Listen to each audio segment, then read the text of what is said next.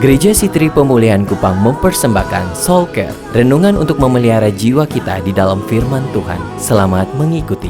Saya bawa Bapak Ibu Saudara belajar dari Daud, Raja Israel yang sangat terkenal sampai hari ini. Siapa raja terhebat Israel? Semua orang Israel akan sepakat David, King of David, Raja Daud. Tetapi saudara tahu, bukan berarti dia masuk kualifikasi. Dia dipeluk oleh anugerah dan menerima.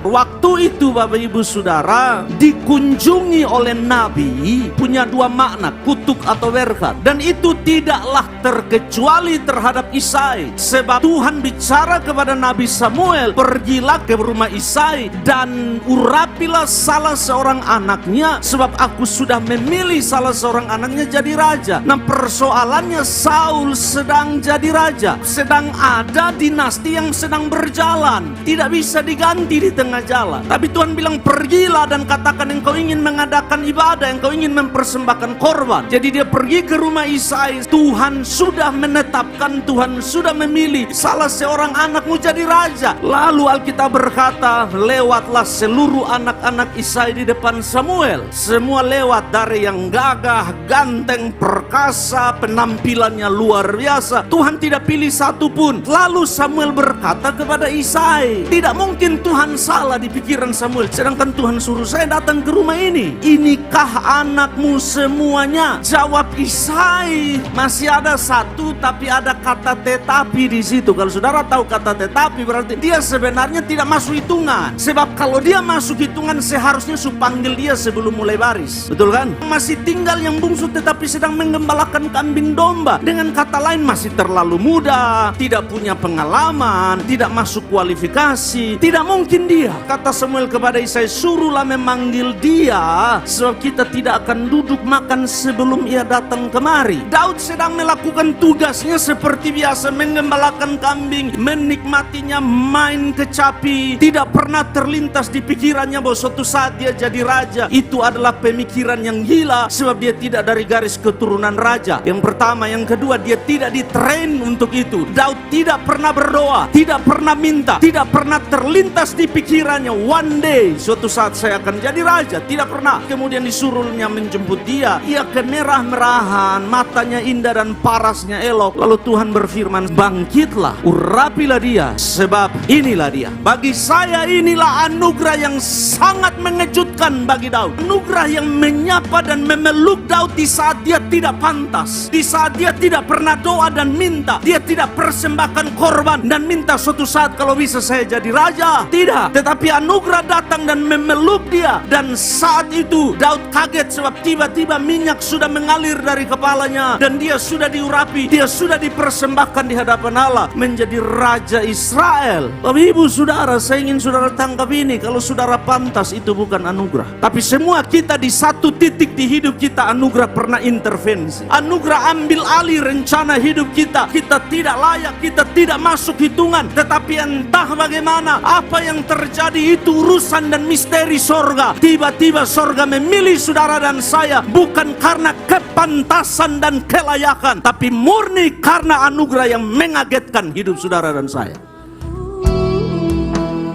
Demikian renungan Soul Care dari Gereja Sitri Pemulihan Kupang. Tuhan Yesus memberkati.